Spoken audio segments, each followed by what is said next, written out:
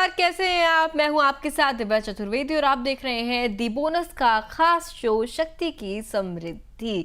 ये शो आपके लिए हर हफ्ते आता है ताकि अगर आप महिला हैं तो आपको समझ आए कि किस तरीके से आपके लिए भी फाइनेंशियल नॉलेज होना, फाइनेंशियल एजुकेशन होना बेहद ज़रूरी है। कहाँ अपने भविष्य के लिए निवेश करना है, किस तरीके से बचत करनी है, तमाम चीज़ों पर चर्चा होती है। और आज का जो टॉपिक है वो भी बेहद खास है क्योंकि टॉपिक है गोल्ड, सोना, जो कि हमेशा ट्रेंड में बना रहता है, चाहे दाम घटे चाहे दाम बढ़े। और अब तो दाम जो है आसमान छू रहे हैं, तो ऑब्वियस सी बात है ये ट्रेंड में चल रहा है। बाकी करवा चौथ, धनतेरस और दिवाली के त्योहार भारतीय महिलाओं के लिए सोना खरीदने के सबसे शुभ मौके माने जाते हैं। लेकिन बीता एक साल थोड़ा चैलेंजिंग रहा है, चुनौतीपूर्ण रहा है। सोने की कीमतें पिछले एक साल की तुलना में करीब 50% तक बढ़ चुकी हैं। बीते महीने सोना लाख टकिया था और अब त्योहारों में ये 1.25 लाख की ओर बढ़ रहा है। ऐसे में महिलाओं और खासकर कि उन परिवारों में जहां अगले महीने शादियां हैं, उनके सामने बड़ा सवाल खड़ा है।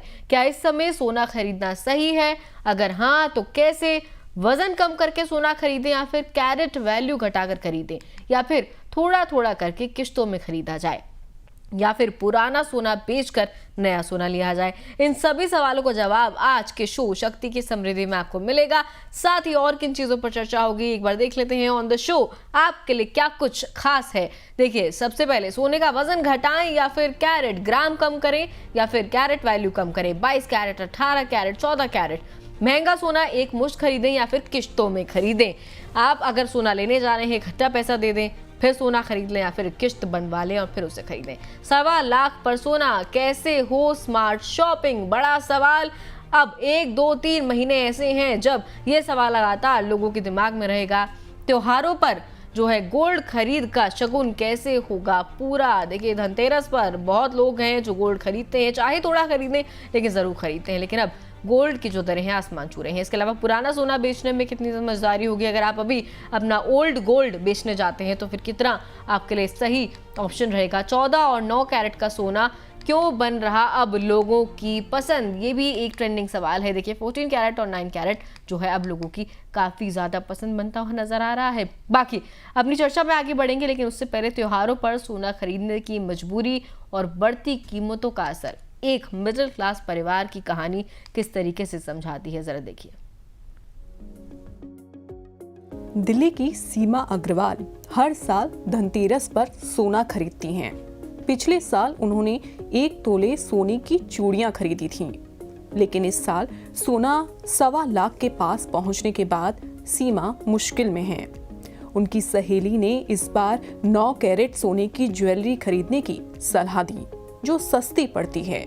वहीं उनकी बेटी चाहती है कि थोड़ा थोड़ा सोना अलग अलग किस्तों में खरीदा जाए। सीमा के सामने दुविधा है, अगर अभी खरीदें तो महंगा है, लेकिन अगर रुके तो शादी ब्याह के समय और महंगा हो सकता है। यही दुविधा आज करोड़ों परिवारों की है। आइए समझते हैं सोना खरीदने का स्मार्ट तरीका क्या है।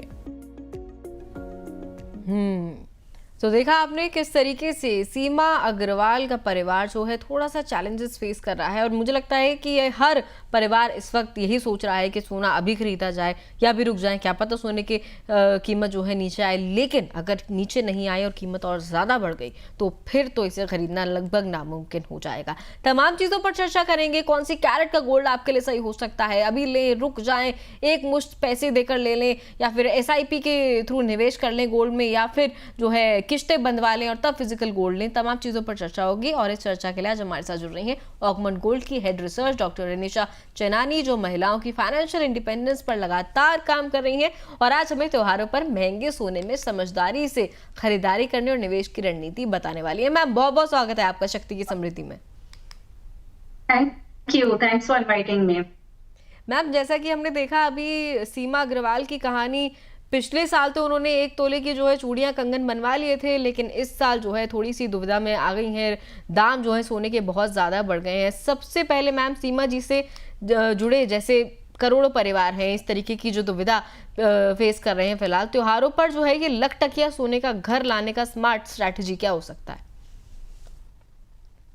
जी, आपने बिल्कुल ठीक कहा कि ये प्रॉब्लम काफ़ी फैमिलीज़ फेस कर रही है। जिस तरह से गोल्ड की प्राइसेज़ 50% बढ़ी है 1 साल में और सिल्वर की प्राइसेज़ 65% बढ़ी है। तो अफोर्डेबिलिटी जो है वो एक क्वेश्चन मार्क हो गया है कि कैसे खरीदें गोल्ड को। हमारी इनकम्स तो इतनी बड़ी नहीं है 50% 60% बट प्राइसेज़ गोल्ड के इतने बढ़ गए हैं। तो सबका जो बजट पिछले साल था गोल्ड खरीदने का, इस साल भी वही बजट है, वो तो बढ़ा नहीं है। अगर कोई 50,000 का गोल्ड जिसने लास्ट ईयर खरीदा था, इस साल भी उसका बजट 50,000 ही होगा, या फिर बढ़ा के उसको 55 या 60,000 तक ज्यादा से ज्यादा होगा। हम्म। बट प्राइजेस तो ऑलमोस्ट यहाँ से डबल हो चुकी है। तो इट्स ऑलवेज अ क्वेश्चन कि क्या करें। But I would say strategy इसमें कुछ काम नहीं आती है। गोल्ड में अगर आपको इन्वेस्ट करना है तो हमेशा उसे एक्यूमुलेटिव वे में कीजिए, एक स्टैगर्ड वे में कीजिए, वो हमेशा सही रहता है। हर महीने थोड़ा थोड़ा आप बचाते रहिए और इन्वेस्ट करते रहिए। That is actually the best method, जहाँ पे हमें प्रॉब्लम्स क्रिएट नहीं किए जा आते हैं एंड हम हर लेवल पे बाय कर रहे हैं, हर डिप्स पे बाय कर रहे हैं। तो एसआईपी एक सबसे सही तरीका कहा जाता है गोल्ड में इन्वेस्टमेंट का। आप डिजिटल गोल्ड में इन्वेस्ट कीजिए या गोल्ड ईटीएफ में इन्वेस्ट कीजिए, एसआईपी के थ्रू कीजिए। That is actually the best strategy. ठीक है। तो एसआईपी के थ्रू जो है आप थोड़ा थोड़ा करके भी गोल्ड में निवेश कर पाएंगे। ऐसा नहीं है कि आपको आपके पास लाख रुपए होने जरूरी है तभी आप गोल्ड जाकर ले पाएंगे। थोड़ा थोड़ा जितना आपको लगता है आपकी सहूलियत है, 1000 2000 रुपये 5000 रुपये करके भी आप एसआईपी के थ्रू गोल्ड में निवेश कर सकते हैं, जैसा कि मैम की सलाह है। इसके अलावा मैम, क्या महिलाओं को वजन कम करके सोना लेना चाहिए, ग्राम कम कर दें जब सोना लेने जाए, या फिर कैरेट वैल्यू घटाकर खरीदना सही रणनीति होगी? अगर फिजिकल गोल्ड कोई ले रहा है तो फिर क्या कुछ उसकी रणनीति होनी चाहिए, खास करके त्योहारी सीजन में, शादी ब्याह का सीजन आ रहा है? ग्राम कम या फिर carat come? I would say अगर दोनों में से एक चीज को हमें चूज करना है तो इट्स बेटर कि आप कैरेट वैल्यू अपनी वही रखें, ग्राम कम कर दीजिए। अगर उस बजट में आपका गोल नहीं आ रहा है तो आई वुड ऑलवेज रिकमेंड कि always prioritise over purity rather than quantity. ये सबसे सही रहता है, क्योंकि आगे चल के हमें उसकी रीसेल वैल्यू भी देखनी है, क्या अमाउंट का हमने खरीदा है वो भी देखना है। It's always better to buy 22 carat gold की छोटी सी jewellery rather than buying 9 carat या 14 कैरेट का कुछ बड़ा आपने खरीदा। It's not advisable. एंड आगे चल के अगर आपको मैं इसका मोस्ट वर्स्ट केस सिनारियो बताऊं, अगर आपको आगे चल के उसको प्लेज करना पड़ा, उसका अगर आपको गोल्ड लोन लेनी पड़ी, तो आपका 18 कैरेट गोल्ड और 22 कैरेट गोल्ड पे आपको लोन मिल जाएगी, but 14 carat and 9 carat gold पे आपको लोन नहीं मिलेगी। तो ये मैं वर्स्ट केस सिनारियो कह रही हूँ। अदरवाइज अगर अच्छा सिनारियो भी रहा तो भी आपका जो ओवरऑल आपकी जो बढ़नी चाहिए इन्वेस्टमेंट वैल्यू, वो आपको ज्यादा रिटर्न्स 22 कैरेट या 18 कैरेट मैक्सिमम दे पाएगी। मतलब मैम, 14 कैरेट और 9 कैरेट पर जो है बैंक से एनबीएफसी लोन देते ही नहीं है गोल्ड के अगेंस्ट? नो, नहीं देते हैं। ओके, ये मुझे लगता है किसी के लिए, हर व्यूअर के लिए बहुत इंपॉर्टेंट पॉइंट था जानना कि अगर आप फ्यूचर के नज़रिए से भी ले रहे हैं, खुदा ना खास्ता ज़रूरत पड़ जाती है गोल्ड अपना गिरवी रखकर लोन लेने की, तो फिर 22 कैरेट या फिर 18 कैरेट तक जो है सीमित रहिए। ग्राम बेशक कम कर दीजिए लेकिन कैरेट जो है उतना ही रखिए। चलिए आगे बढ़ेंगे। मैम, अगर परिवार में फरवरी या मार्च में शादी है, सपोज कर लेते हैं, क्योंकि शादी का सीजन तो अब नवंबर से शुरू हो जाएगा, वैसे भी नवंबर दिसंबर जनवरी फरवरी मार्च, तो मैम अगर फरवरी या मार्च 2026 में शादी है तो ज्वेलरी अभी खरीद लें या फिर रुक जाएं? जिस तरह से गोल्ड की प्राइसेस बढ़ी है, it is mainly dependent on कि अनसर्टेनिटी मार्केट में बहुत ज्यादा है। 2025 ईयर जब स्टार्ट हुआ था तब हमारे पास पॉलिटिकल अनसर्टेनिटी थी, फिर जियो पॉलिटिकल अनसर्टेनिटी आई, फिर टैरिफ्स की अनसर्टेनिटी आई, उसके बाद हमने देखा कि रेट कट्स की अनसर्टेनिटी आई, और अभी पिछले एक हफ्ते से यूएस गवर्नमेंट शटडाउन की अनसर्टेनिटी है, जिस वजह से आप देख रहे हैं लगातार गोल्ड की प्राइसेस को सेफ हेवन सपोर्ट मिल रहा है। तो आगे चल के भी एक्सपेक्टेड है कि ये अनसर्टेनिटीज कंटिन्यू रहेगी और प्राइसेस का अप ट्रेंड कंटिन्यू रहेगा। हम करेक्शंस देखेंगे 5-10% के, बट ओवरऑल ट्रेंड अभी भी पॉजिटिव है। तो जिसके घर में शादी ब्याह है ड्यूरिंग दिस वेडिंग सीजन दिसंबर से जन फेब तक, तो आई वुड रिकमेंड थोड़ा करेक्शन अगर आपको मिलता है यहाँ से 5 to 10% का, तब आप बाइंग कर सकते हैं। जो सबसे बड़ी क्वांटिटी है वो अभी बाय कर लीजिए ड्यूरिंग दिस मंथ, जब थोड़ा बहुत करेक्शन आए। हेवियर सेट्स लेने हैं आपको या बड़ी क्वांटिटी जो लेनी है वो 50-60% अभी खरीद लें। बाकी आप वेट कीजिए कि जो आपको मॉडर्न ज्वेलरी कुछ खरीदनी है या छोटे मोटे आपको सेट्स खरीदने हैं, रिंग्स खरीदनी है, वो आप धीरे धीरे स्टैगर्ड वे में खरीद सकते हैं जब आपको लगे कि थोड़ा प्राइसेस स्टेबल हुई है। But at this current price अगर आज मुझे कोई पूछेगा तो मैं आज रेकमेंड नहीं करूंगी। थोड़ा वेट कीजिए, करेक्शन 5-10% का आएगा इस महीने, तब आप खरीद सकते हैं।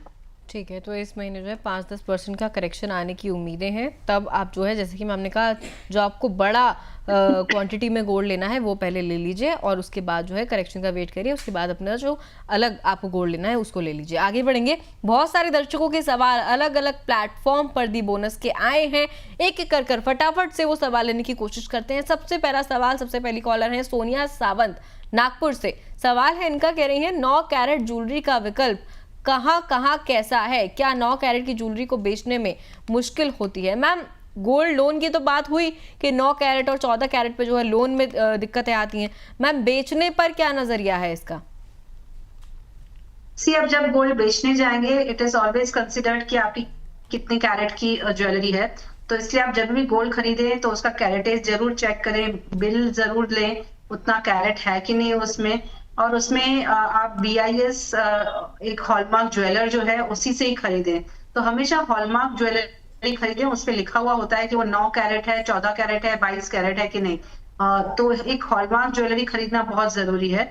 अगर आपने 9 कैरेट की हॉलमार्क ज्वेलरी खरीदी है तो आपको उतना ही गोल्ड का अमाउंट मिलेगा, 9 कैरेटेज का ही मिलेगा। बाकी आपके सारे पैसे आपके गए, उसका कुछ नहीं मिलेगा, आपके मेकिंग चार्जेस भी कट गए।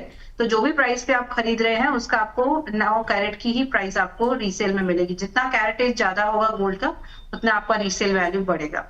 ठीक है, ये तो मैम आपने पहले भी समझाया। इसके अलावा नेहा राघव बुलंदशहर से पूछ रही हैं, मेरी बेटी की 6 महीने बाद शादी है, जो कि अभी हम डिस्कस भी कर रहे थे। फरवरी मार्च के महीने में जो है शादियां फिर से होंगी। एक बार नवंबर दिसंबर में सीजन आता है जब बल्क में हमें शादियां देखने को मिलती हैं। इसके अलावा मैम ये पूछ रही हैं कि शादी के लिए जेवर जो है अभी खरीदना है या फिर खरीदूं तो किश्तों में खरीदूं? जैसे मैंने बताया कि अभी थोड़ा वेट कीजिए आप दिवाली तक। एक्सपेक्टेड है कि प्राइसेस थोड़ा नीचे आएंगे, तब आप मैक्सिमम ज्वेलरी तब खरीद लीजिएगा जो करेक्शन आता है। एंड बाकी का आप जो है लाइट चीजें जो आपकी बाकी है 30-40% छोटी मोटी चीजें जो रहती है वो आप स्टैगर्ड वे में धीरे धीरे करके खरीदे। 1000-2000 रुपए प्राइस का फ्लक्चुएशन नीचे ऊपर भी होगा, आपको ज्यादा फर्क नहीं पड़ेगा। जो बड़ा जो आपको खरीदना है वो थोड़ा सा वेट कीजिए, दिवाली के आसपास आपको थोड़ा करेक्शन मिलेगा यहाँ से प्राइसेस में। ठीक है, आगे बढ़ते हैं। प्रियंका चंदेल का सवाल लेते हैं जयपुर से। कह रही है धनतेरस पर गोल्ड ETF लेना सही है या फिर फिजिकल सोना खरीदना चाहिए? मैम, धनतेरस एक ऐसा ओकेजन है जब हर कोई चाहता है कि मतलब सहूलियत अनुसार थोड़ा बहुत गोल्ड जो है खरीद लें, शुभ माना जाता है खास करके हिंदू फैमिलीज में। मैम, गोल्ड ETF प्रियंका क्या करें, गोल्ड ETF लें या फिर फिजिकल सोना खरीदें? जो गोल्ड का कल्चरल सिग्निफिकेंस है इंडिया में और ऑस्पिशियस बाइंग जो होती है, 2 मौके आते हैं साल भर में, एक अक्षय तृतीया और दूसरा धनतेरस दिवाली। मैं हमेशा रेकमेंड करती हूँ ये 2 मौके पर आप फिजिकल गोल्ड खरीदिए, वो आपके लिए लकी रहता है। इनफैक्ट मैं भी यही करती हूँ। जो भी आपको फिजिकल बाइंग करना है आप इस टाइम पे कर लीजिए। बाकी आपको पूरे साल में अगर गोल्ड में इन्वेस्टेड रहना है तो SIP करते रहिए। वो आप डिजिटल मीन्स में कर सकते हैं, ETFs के थ्रू या डिजिटल गोल्ड के थ्रू, कैसे भी कीजिए। हर महीने थोड़ा थोड़ा बचाकर स्टैगर्ड वे में कीजिए। बट फिजिकली आपको लेना है तो ये 2 मौके बहुत अच्छे हैं, तो आप जरूर इस धनतेरस में फिजिकल बाइंग कीजिए। आगे चल के काफी ऑस्पिशियस माना जाएगा। ठीक है, तो मैम आपकी सलाह यही रही थी कि आपको फिजिकल गोल्ड लेना है तो धनतेरस पर ले सकते हैं। ऑस्पिशियस भी माना जाता है, थोड़ा बहुत जो है शगुन के तौर पर आप ले सकते हैं, लेकिन निवेश के लिहाज से तो फिर अलग अलग इंस्ट्रूमेंट में निवेश भी हो सकता है। आपसे मैम चर्चा जारी रहेगी, लेकिन उससे पहले चलते हैं हमारी सहयोगी अंजलि के पास, जो ज्वेलरी से जुड़ी रोचक जानकारी लेकर आई है, जो आपके लिए जानना बेहद जरूरी है। अंजलि। शुक्रिया दिव्या। और देखिए इस समय जो सोने का जो ट्रेंड है वो काफ़ी ज़्यादा बढ़ भी रहा है। हम देख भी रहे हैं कि एक तरफ तो जो सोने का रेट है वो काफ़ी ज़्यादा बढ़ा भी है और लोग इसे इन्वेस्टमेंट पर्पस से भी देख रहे हैं। अब जब आप ज्वेलर के पास जाते हैं कोई भी सोना खरीदने के लिए, ज्वेलरी खरीदने के लिए, तो वहाँ पर वो आपको बताता है कि 24 कैरेट का, या आपने सुना भी होगा 24 कैरेट, 22 कैरेट, 18 कैरेट का, आपको किस कैरेट का जो गोल्ड है वो खरीदना है। लेकिन आपको ये पता होना चाहिए कि जब आप इन कैरेट को खरीदने के लिए यानी कि गोल्ड जब आप खरीदें 24 कैरेट या 22 कैरेट का, तो उसमें कितने परसेंट का जो सोना है वो है, तो वही आज आपको हम बताने वाले हैं। देखिए आप ये जान लीजिए कि अगर आप 24 कैरेट का गोल्ड खरीदने के लिए जा रहे हैं तो आपको हॉलमार्क जो वहां पर मिलेगा वो 999 और सोने का जो परसेंटेज मिलेगा यानी कि 99.9% की प्योरिटी मिलेगी। इसे हम प्योरिटी के तौर पर भी देखते हैं या कहते हैं, जो हमें जो ज्वेलर है वो बताता है। इसके अलावा 22 कैरेट की जो ज्वेलरीज बनती हैं उसमें हम देखेंगे कि 916 का हॉलमार्क है और 91.6% का उसमें सोना रहेगा, जो सोने की जो प्योरिटी है जो बताई जाती है वो है। और इसके अलावा इसमें अन्य धातु होती है, या तो सिल्वर हो गया, ब्रॉन्ज हो गया,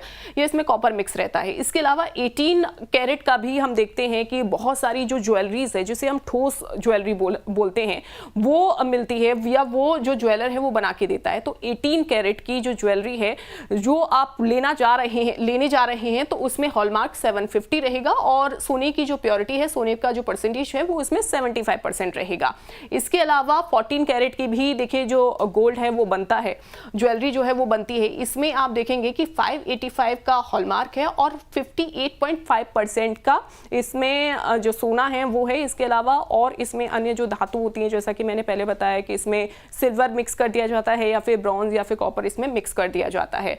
इसके अलावा आप 9 कैरेट का भी जो ज्वेलरी है वो देखेंगे, कई बार जो ज्वेलर्स हैं वो 9 कैरेट की जो ज्वेलरी है वो आपको बनाकर दे देते हैं। इसमें हॉलमार्क 375 रहेगा और 37.5% की इसमें प्योरिटी रहेगी, यानी कि 37.5% का इसमें 9 कैरेट की ज्वेलरी में आपको सोना मिलेगा। ठीक है, बहुत बहुत शुक्रिया अंजलि, आपने बहुत बेहतरीन तरीके से ऑडियंस को समझाया कि किस तरीके से हॉलमार्क जरूर देखें जब कुछ भी लेने जाएं। देखिए जितना कैरेट का सोना ले रहे हैं, जितनी कैरेट की ज्वेलरी ले रहे हैं, उसमें देखिए हॉलमार्क आप देख रहे हैं। और एक चीज आपने अगर नोटिस करी हो तो जितना हॉलमार्क उतने सोने की परसेंटेज। 999 हॉलमार्क है तो सोने की परसेंटेज भी देखिए 99.9% है। अगर 14 कैरेट में जो है हॉलमार्क 585 का आपको मिल रहा है तो सोने की परसेंटेज जो है 58.5% होती है।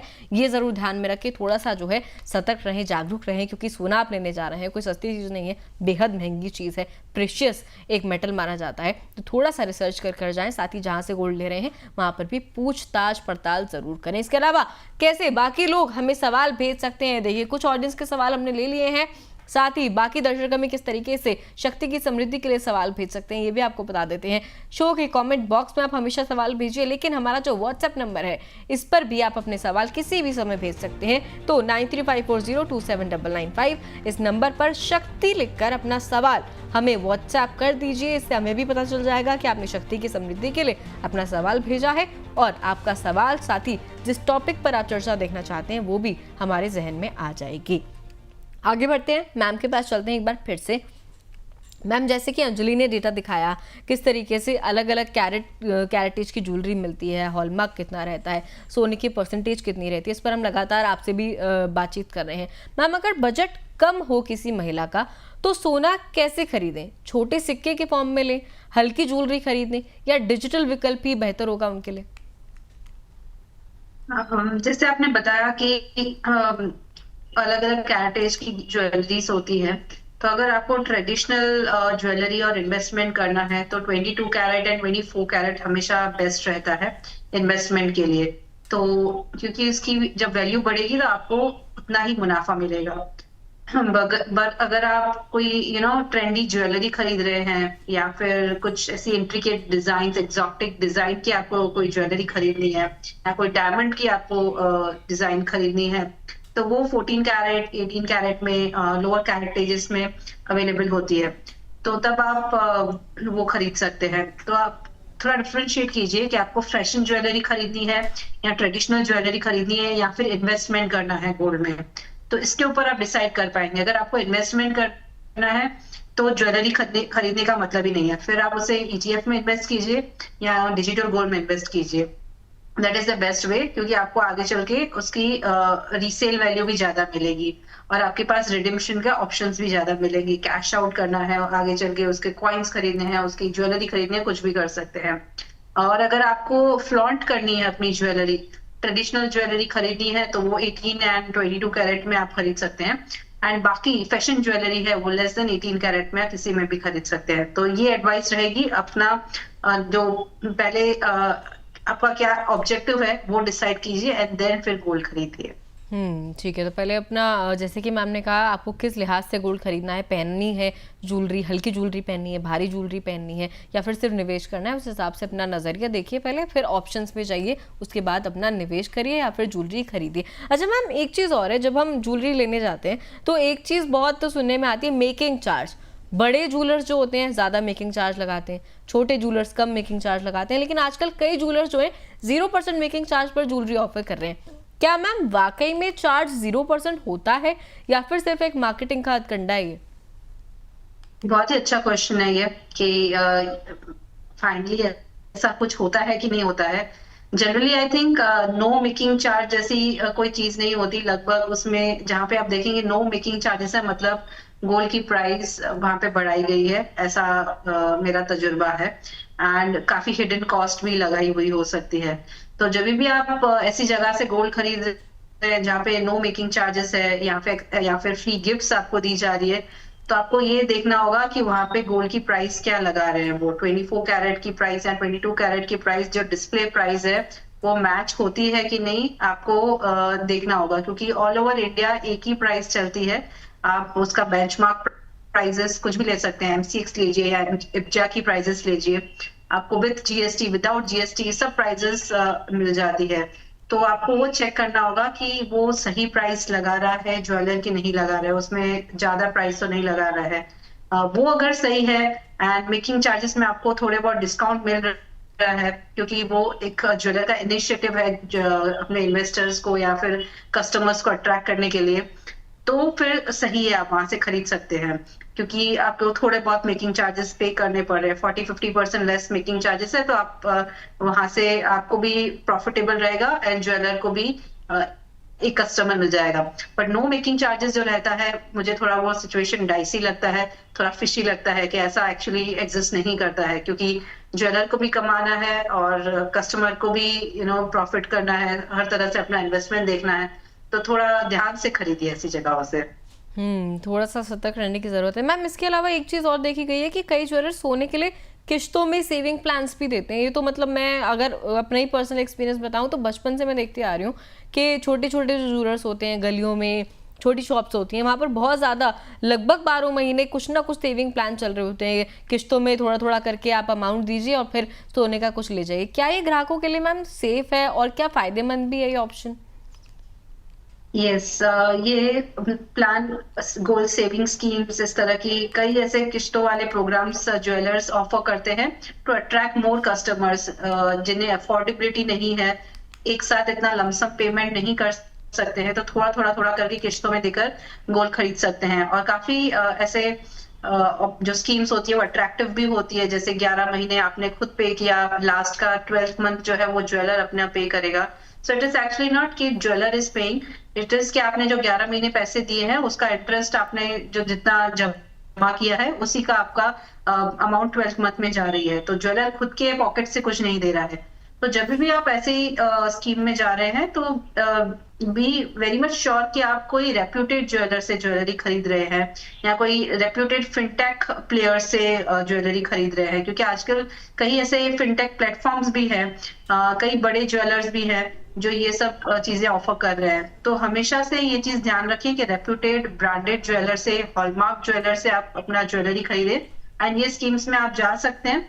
क्योंकि हमें मेन चीज क्या देखनी है कि ज्वेलरी हॉलमार्क्ड है कि नहीं, सही प्राइस लगी है कि नहीं, फिर हम उसे किसी भी तरीके से खरीदें। अगर आपको जिस तरह से फायदा हो रहा है, स्कीम में फायदा हो रहा है तो स्कीम में खरीदिए, ऐसे ही आपको लमसम बाय करना है तो लमसम खरीदिए। जिस तरह से आपको ज्यादा फायदा हो रहा है वैसे आप खरीद सकते हैं। ठीक है, लेकिन थोड़ी सी रिसर्च, थोड़ी सी सतर्कता आपको बरत के चलनी है। कुछ ही कॉलर्स के सवाल और लेते हैं। ऋतु शर्मा का सवाल लेते हैं, शिमला से सवाल इन्होंने भेजा है, पूछ रही हैं और इनका सवाल काफी इंटरेस्टिंग भी है। कह रही है क्या सोने की महंगाई के कारण ज्वेलरी के मेकिंग चार्ज भी बढ़ जाते हैं? मैम, एक जो आम निवेशक है या फिर जो आम कस्टमर है जो जा रहा है शॉप में ज्वेलरी खरीदने, उसके लिए मुझे लगता है हर किसी के मन में सवाल आता ही है कि क्या सोने की कीमतें बढ़ी तो मेकिंग चार्ज पर भी कोई फर्क पड़ता है? आप क्या कहेंगी मैम इस पे? नहीं, आई डोंट थिंक सो कि मेकिंग चार्जेस गोल्ड की प्राइसेस पर डिपेंड करती है। जनरली मेकिंग चार्जेस जो होती है it is around it starts from 3% to 10%।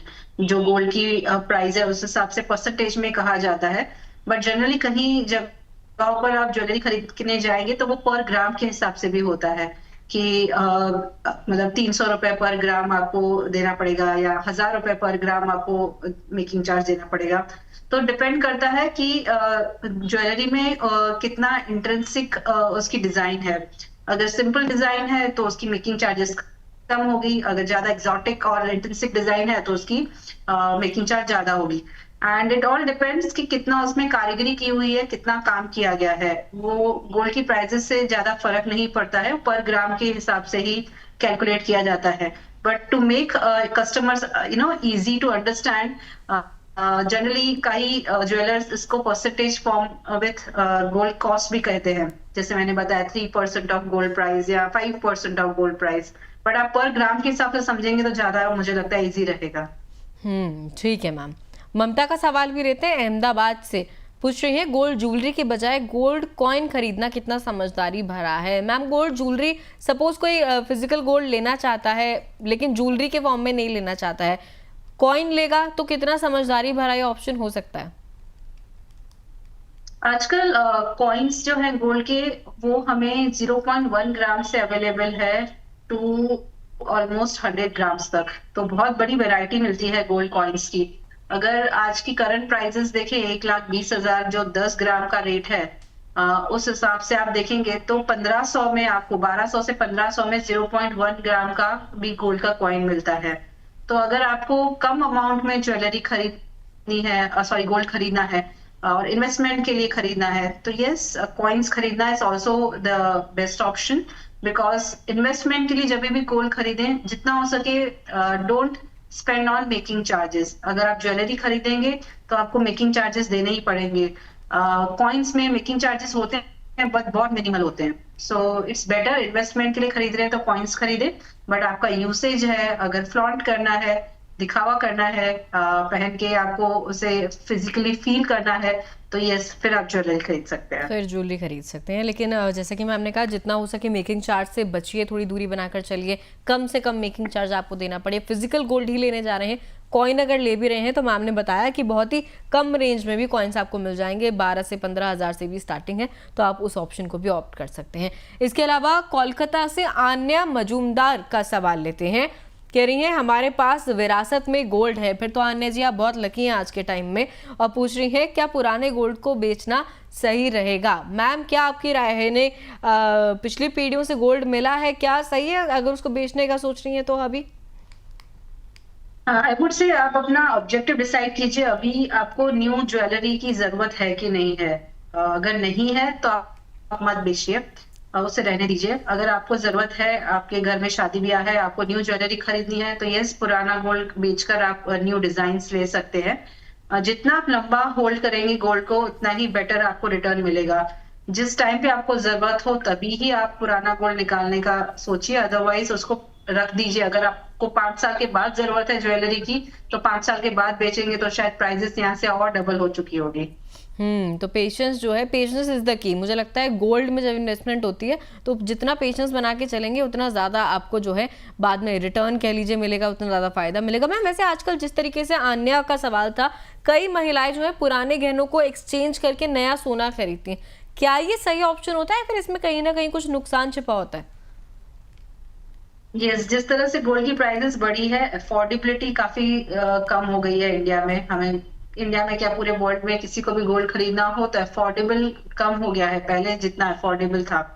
क्योंकि जैसे मैंने पहले ही बताया, इनकम्स वही है पर ये स्पेंडिंग जो है गोल्ड की वो बढ़ गई है।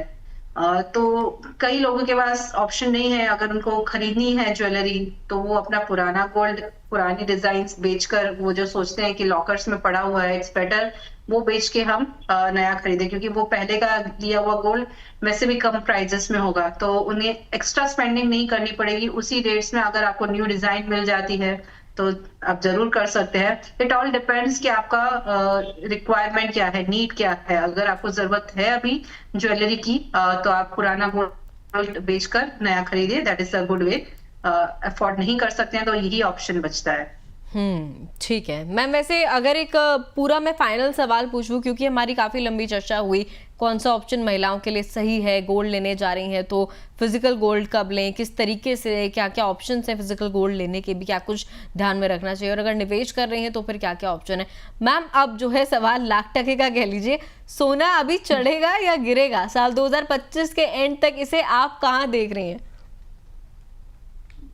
जैसे मैंने बताया कि इस साल अनसर्टेनिटीज का एक साल रहा है। 2025 जो ईयर है, it is the year of uncertainties, और लगता है कि आगे चल के भी नेक्स्ट 2-3 महीने ये अनसर्टेनिटीज कंटिन्यू रहेगी। तो मुझे लगता है कि बाय द ईयर एंड शायद हम गोल्ड की प्राइसेस को 1,25,000 के आसपास तक जाते हुए देखें, जो यहाँ अभी 1,20,000 के आसपास है। तो by the end of this year मुझे 1,25,000 तक प्राइसेस दिख रही है। एंड मुझे लगता है करेक्शंस आएंगे, स्पाइक्स भी आएंगे, बट जो स्टेबल रहेगी प्राइसेस, जो हमें न्यू नॉर्मल समझना चाहिए, वो है गोल्ड की प्राइसेस 1 लाख के ऊपर, 1 लाख के नीचे नहीं जाने वाली है। जो भी करेक्शंस आएंगे उसमें प्राइसेस 1 लाख से 1,05,000 तक जा सकती है। जैसे मैंने बताया 5-10% का करेक्शन आ सकता है, but given this atmosphere environment of uncertainty, लगता है कि ये बुल रन कंटिन्यू रहेगा। एंड पिछले 20 सालों से गोल्ड ने 13 से 14% का CAGR रिटर्न दिया है। इस साल सबसे ज्यादा है, 50% के रिटर्न मिले हैं, बट एवरेज रिटर्न जो मिला है 13 से 14% मिला है हर साल। तो एक्सपेक्टेड है आगे भी वही चीज कंटिन्यू रहेगी। नेक्स्ट ईयर भी हम देखेंगे प्राइजेस और 15-20% शायद बढ़ जाए। तो stay invested, and I would say कि स्टैगर्ड वे में इन्वेस्ट कीजिए, वो सबसे बेस्ट रहता है। डिजिटल गोल्ड में कीजिए या गोल्ड ETF में कीजिए, जो भी तरीके से कीजिए, बस स्टैगर्ड वे में कीजिए। That is the best strategy to stay invested in gold. ठीक है मैम। वैसे ये तो आपने इन्वेस्टमेंट के उससे बताया, लेकिन महिलाओं के लिए जो है स्मार्ट और सुरक्षित गोल्ड शॉपिंग स्ट्रैटेजी क्या होनी चाहिए अभी, जिससे मतलब एक बिलीफ भी बना रहे अगर त्योहार में ले रही हैं तो, और इन्वेस्टमेंट दोनों हो जाए?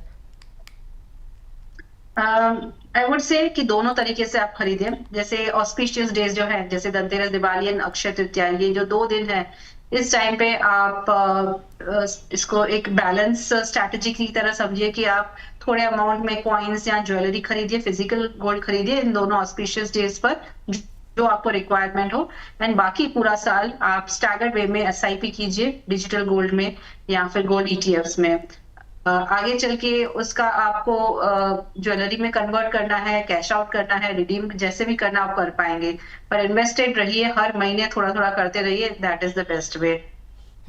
ठीक है। चलिए मैम, बहुत बहुत शुक्रिया, आपने आज की चर्चा में जो है बहुत कुछ हमें समझाया, खासकर कि जो महिलाएं अब त्योहारी सीज़न में शॉपिंग करने के लिए निकलेंगी और गोल्ड पे नज़र जब जाएगी, तो मुझे लगता है आपके बताए हुए तमाम पॉइंट्स उन्हें एक बार ध्यान में ज़रूर रख कर चलना चाहिए, चाहे वो गोल्ड की प्योरिटी को लेकर हो या फिर क्वांटिटी को लेकर हो, क्वालिटी को लेकर हो, हर तरीके से निवेश के लिहाज से हो। आपने जो भी पॉइंट्स बताए हैं बहुत ही क्रूशल पॉइंट्स हैं, हर किसी को दिमाग में लेकर चलने चाहिए। बहुत बहुत शुक्रिया मैम आज की चर्चा में जुड़ने के लिए। उम्मीद है आगे भी इसी तरीके से आप हमें एनलाइटन करती रहेंगी। Thank you. तो देखा आपने, त्योहारों का समय खुशियों का होता है, लेकिन स्मार्ट फाइनेंशियल फैसले आपकी खुशियों को और बढ़ा सकते हैं। सोना खरीदें, लेकिन समझदारी से खरीदें, ताकि आज का खर्च कल के लिए फायदेमंद बने, बोझ ना बन जाए। ऐसी ही जानकारियों के लिए जुड़े रहिए हमारे साथ और देखते रहिए अमर उजाला दी बोनस पर शक्ति की समृद्धि। बहुत बहुत धन्यवाद।